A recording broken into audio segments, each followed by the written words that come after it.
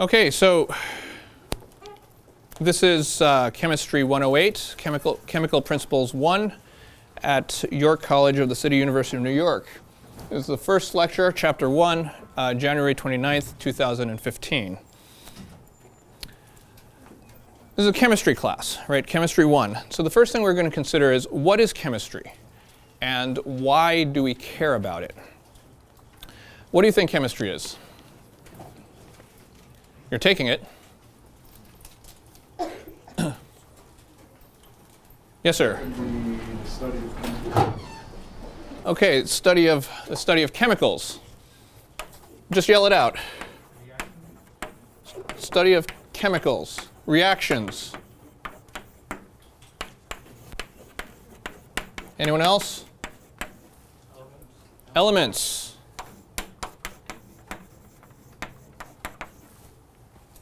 Any other thoughts? Composition.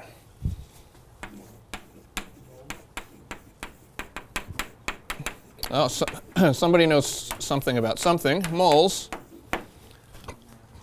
Is that better? No, okay. Moles. Matter. What do you mean by matter? Study of some physical things. I think we're getting somewhere now. Chemistry is usually called the study of matter, right? And it's also called a central science, right? So chemistry relates to many different fields that people are very interested in, right? It's related to medicine. Many of you are pre-medical, pre-PA, lots of different things in the medical field. We often get some one or two physics majors, some pre-engineers, right? Criminal justice. When you watch, CSI or whatever, all that stuff they're doing in the lab is chemistry, right? Lots and lots of different fields. So chemistry is the study of matter. Matter, we'll talk about what matter is, but physical things is not a bad place to start, right? The study of matter. And why does chemistry have to do with so many things? Because all of these things have to do with matter. They have to do with the physical world around us. Someone said the study of chemicals. That's not bad, right? Because chemicals are a kind of matter. Reactions, the changes in matter, element, composition, moles, these are all related to chemistry, but usually called the study of matter. And so that brings us to the next question. Whoops. What is chemistry? Why do we care about it? Why do you care about chemistry?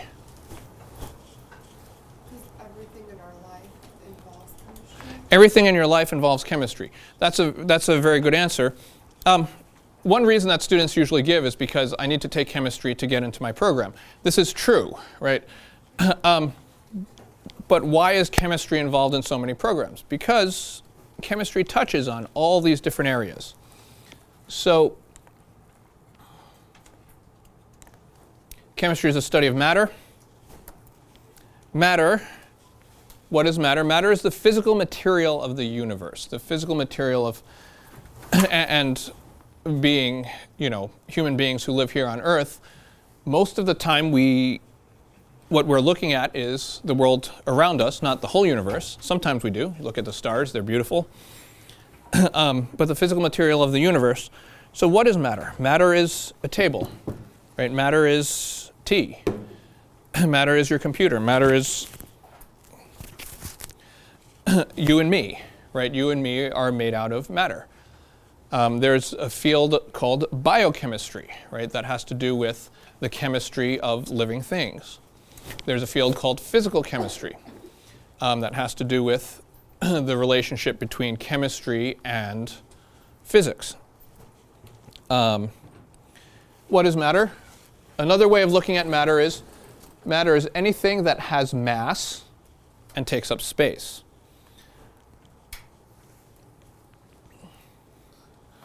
So here we have a few things that look like chemistry, right? So here you have metal, right? That may be little balls of, I don't know exactly what that is. Here you have some acid. Here you have a test tube with green stuff in it, right? That looks kind of prototypically chemical, right? But it doesn't have to look like this to be matter, right? It can look like that, cranberry juice. That's every bit as much a part of the chemical realm as this is. Right, so the central science. Medicine. What actually is medicine? Medicines are chemistry, chemicals. Right, if you look up whatever medicine that you take, maybe you take Tylenol for a headache, you go up, you can pull up a package insert for Tylenol, and the first thing it will show you is the chemical structure of acetaminophen, which is the molecule that is Tylenol.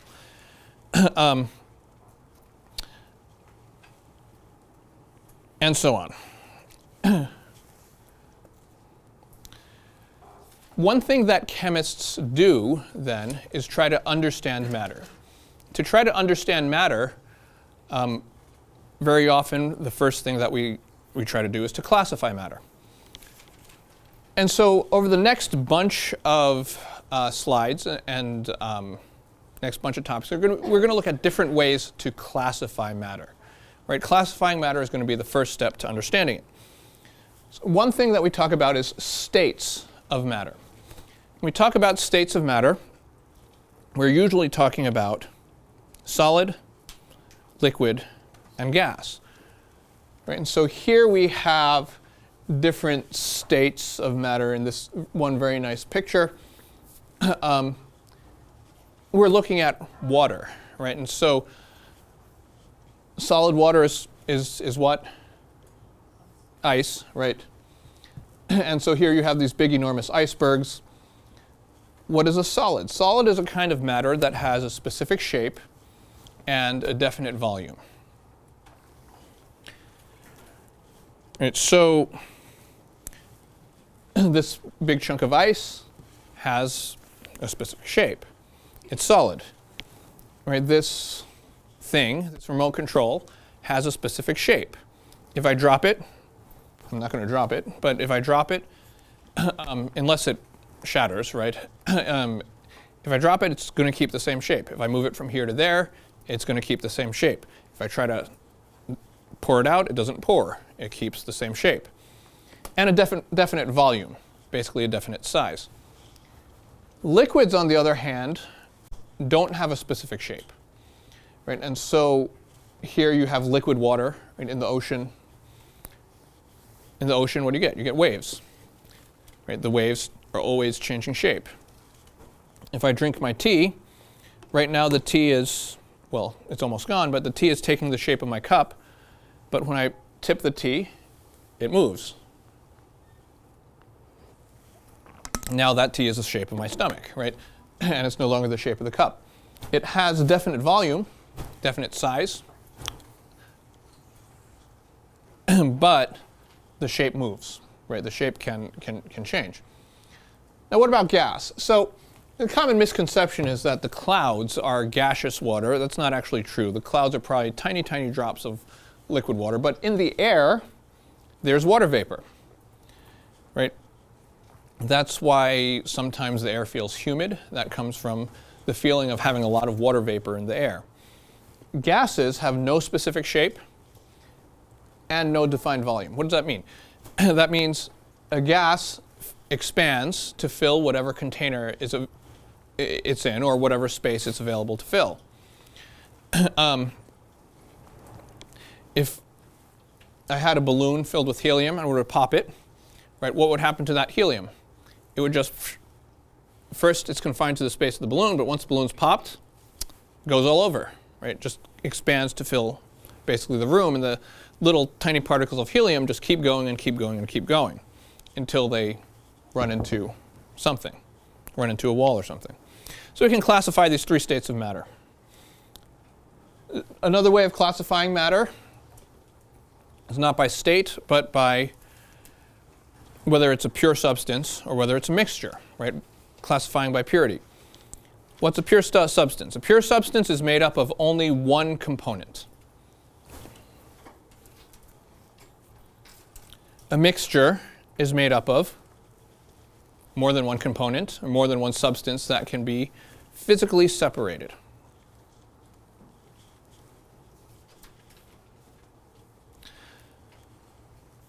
Can anyone give me an example of a pure substance? Water, right? So if water is just water, right, it's a pure substance. The water you get from when you turn on the sink, especially from like the water fountains here, right, that's not pure water, right? That has a little bit of, not a lot, but a little bit of metal ions maybe from the pipes. Mostly that's the other stuff. If it hasn't been purified very well, and maybe it has, well, if it's New York City water, it probably has a little bit of chlorine in it, right? That kills germs, makes it safer to drink. But if you go to the store and you buy a bottle of distilled water, that's basically just water, pure water.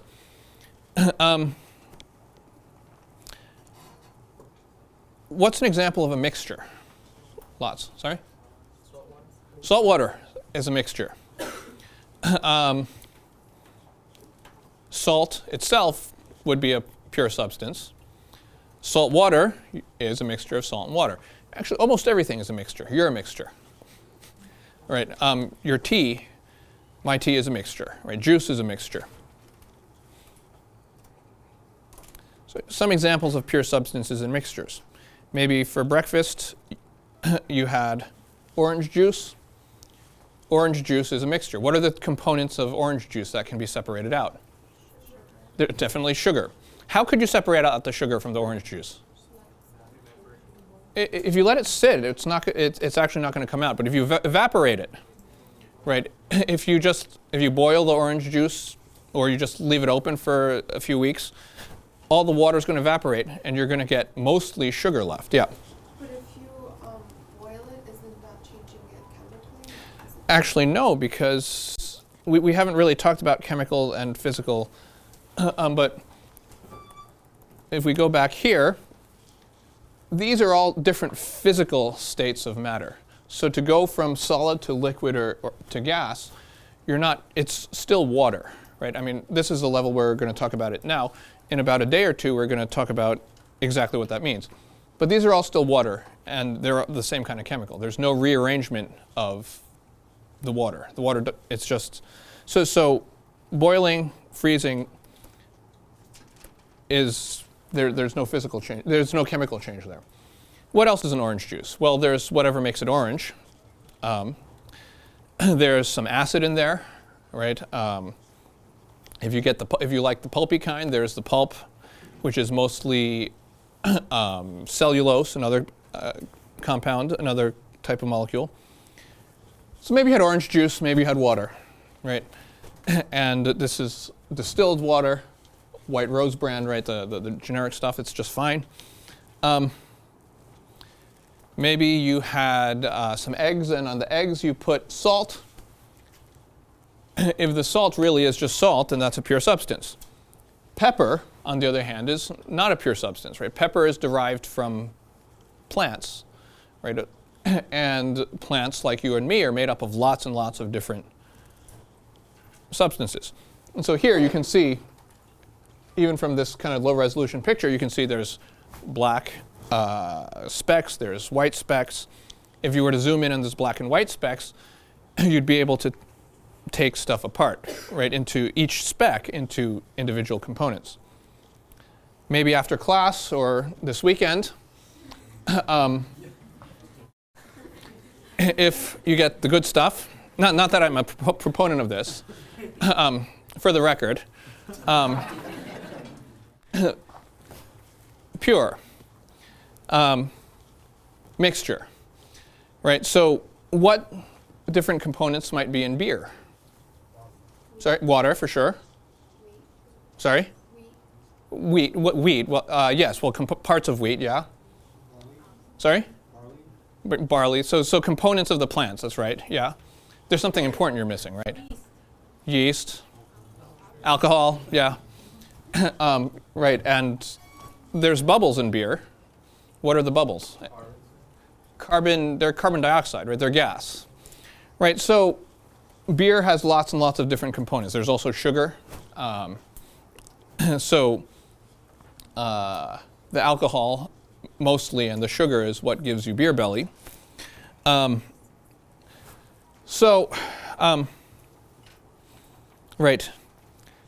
Just for the record, no. Only if you're of age. Yeah. Wouldn't the cocaine be a mixture because it comes from a plant?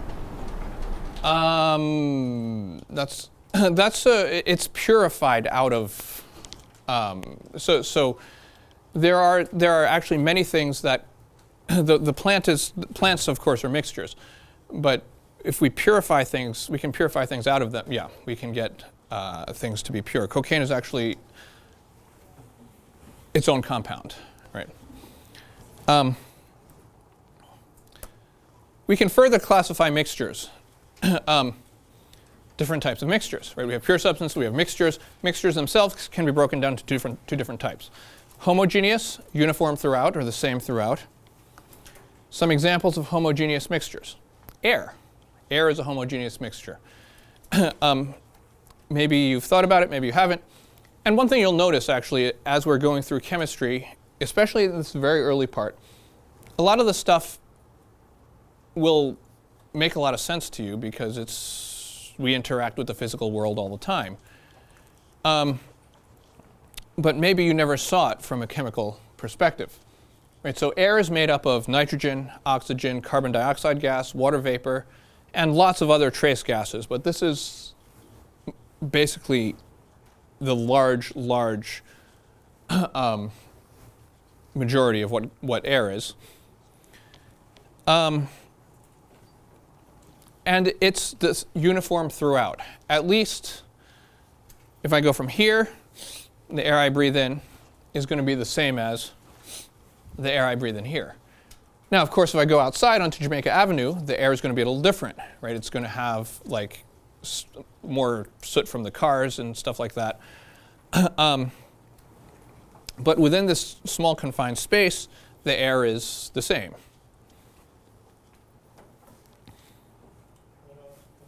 Yep. Due to diffusion, right, the air can be different. Absolutely, right. So, so I'm on camera. I don't know what kind of jokes I'm allowed to make and what kinds I'm not. So you can edit this out if you want. So, my friend, what's your name? I'm not supposed to ask your names on camera. So, if our friend, yeah, go ahead. So, well, I know you're on camera. Yeah. I'm not. Yes. So, per se, someone on that side of the room lets one rip, and diffusion occurs. Correct. The air over here is going to be different from the air over there. Yes, you would much prefer the air over here, right? Yeah. So in that case, that's true. But if you wait a few minutes, right, that's because something just happened there, right? If you wait a few minutes, depending on the circumstances, it may be uniform throughout, right? So yes, so that's really actually the same as the thing with if I go out into Jamaica Avenue, the air is a little different there. What else are homogeneous mixtures? Salt water. So someone said salt water before. If I take salt and I put it in water and mix, so that there's no more solid salt left in the bottom, then the salt water is just as salty as at the top as it is at the bottom. Maybe you never thought of this. Steel, right? Steel is a homogeneous mixture, right? Steel has a lot of iron in it. It will have some other metals, maybe nickel, cobalt, carbon, which is not a metal, but other components. different types of steel, how do you make a homogeneous mixture of metals? Well, what you have to do is heat them hot enough so that they melt, and then mix them together so that they're uniform, just like the salt water. Let them cool again into a metal. Anything that we call a solution is going to be a homogeneous mixture. Down the road, we'll learn about solutions. We're going to revisit this. Opposite of homogeneous is heterogeneous. Heterogeneous mixture varies in composition. So what are some examples of heterogeneous mixtures? Well, cement, right? If you go out onto the front steps of the college, you look down, what are you going to see? Besides the old bubblegum stains, what you're going to see is the cement, which has little bits of pebbles, different colors here and there, and it's kind of grainy, right? And so those grains are different. The part that has the grains is different from the parts that doesn't have the grains, which is different from the little pebbles. Heterogeneous mixtures. Italian dressing, right? This is a very common one that we talk about. Italian dressing, right? You have to shake it before you use it. It has oil on one layer and vinegar on the other layer, or aqueous solution of water, basically water and acid. You shake it, and even after you shake it, what happens? It separates back into the oil and vinegar. And before it separates, you might say, well, it's all mixed up. I put it on my salad tastes good. Right? I taste the oil, I taste the vinegar. But if you look at it really closely, within those little droplets of salad dressing, what do you have? You have an oil layer, little tiny oil layer, and a little tiny vinegar layer. What else? Well, whatever. Spaghetti and meatballs. Many, many things are heterogeneous mixtures. You and I, again, are mostly heterogeneous mixtures. Right? This part is clearly different from this part. The question so far?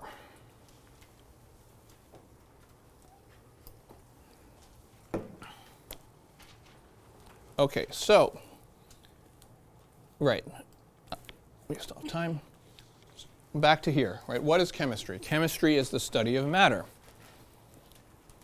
And so we looked at matter. We looked at some different properties of matter. I'm going to come back to some more a little bit down the road.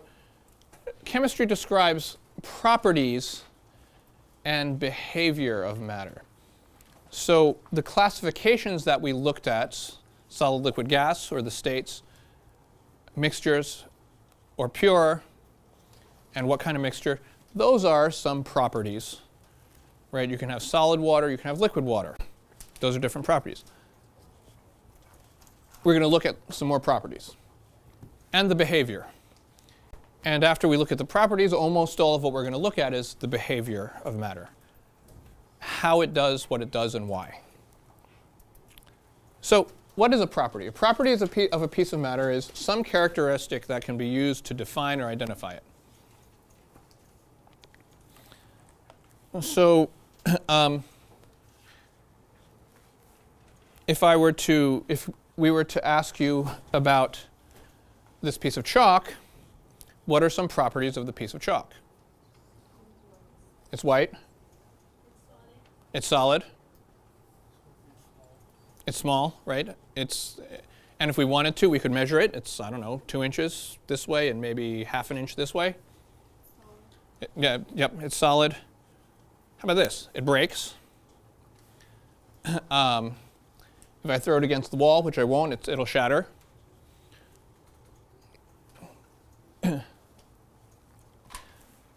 What are some other properties of matter that we know about, right? So we talked about,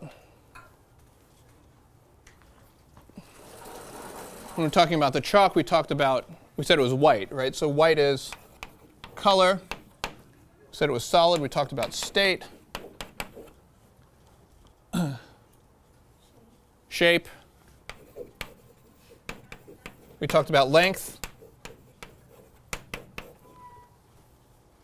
What else could we do to this to find out something about it? Sorry? We could put it on a scale, put it on a balance. We could find the mass and or the weight. These are related things. related quantities. Find the volume. You can find the density.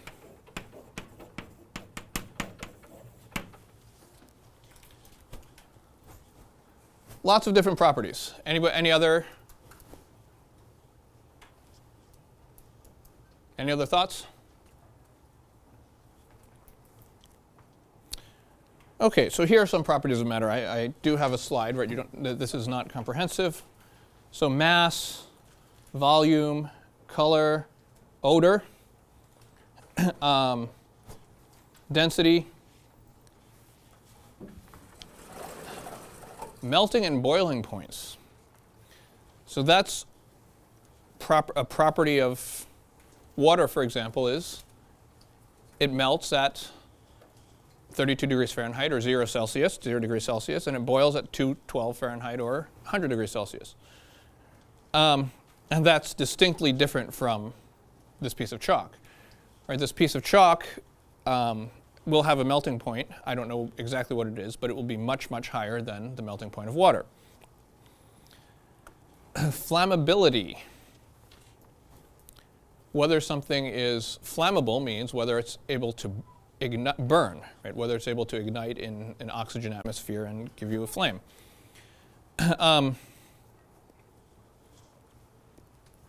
Acidity.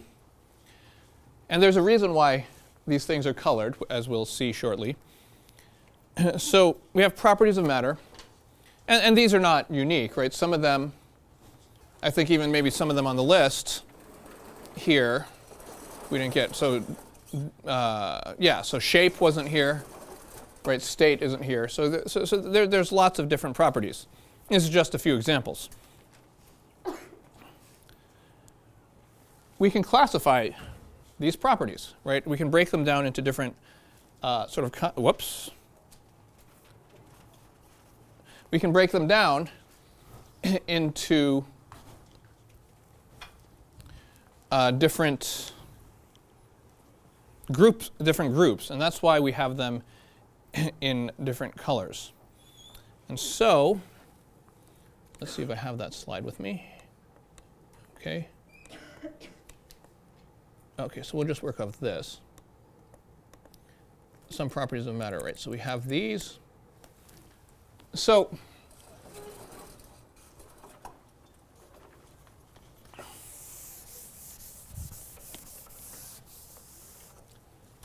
let's start with the mass and the volume.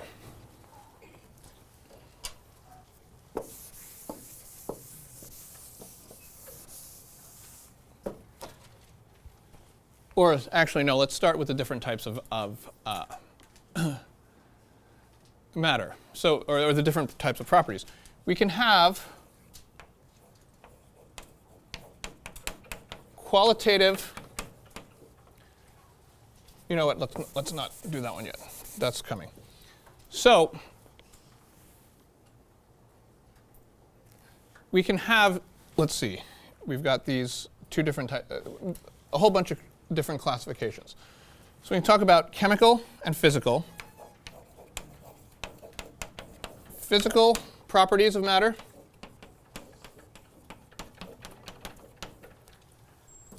Are those that can be observed without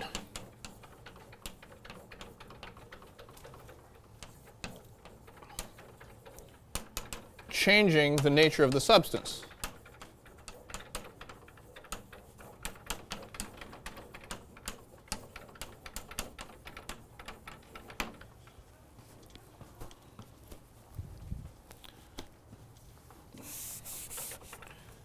So if you want to find the mass of something, how do you find the mass? You weigh it. You put it on a scale, you put it on a balance, and you get the mass. So if I take the piece of chalk and I put it on balance, did I change the chalk? No, not at all. Volume. So physical properties include mass, volume,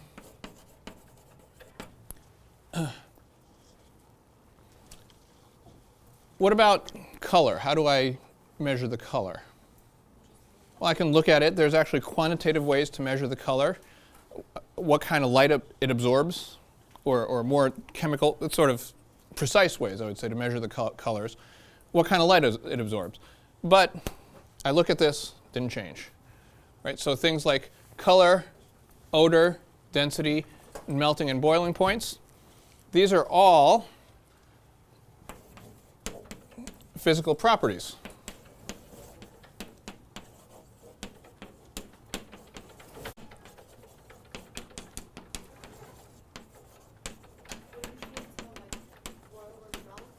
Say it again? Wouldn't you need to melt it or boil it in order to find that? Correct. You would. But again, those are, when you're changing state, you're not actually changing water into something else. It's still water. Right? And what are chemical properties? Chemical properties, they're observed or measured only by changing the substance. We don't like to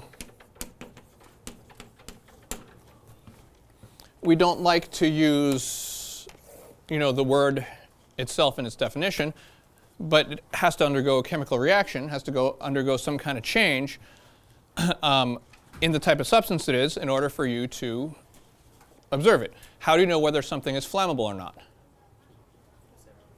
You set it on fire. Try to set it on fire, right? And once you've set it on fire, then if you take a piece of paper and I set it on fire, it's no longer a piece of paper. It's this black carbon ash or whatever. How do I tell? Okay, so flammability and acidity are the ones on this list. How do I tell if something is acidic? Well, I have to react it with something that's what's called basic, right? That's opposite of acidic. Or somehow I need to measure the acidity. So in this list, we're going to look at acidity and that's not on the list. Flammability. And in a couple of chapters, we're going to learn much more about acidity. And when you take Chem 2, even more. So, okay, so I see we're about out of time here. We'll pick up here when we meet again on Tuesday. And remember, between today and next Tuesday, get started on your homework, get started on your ALEKS, read your book.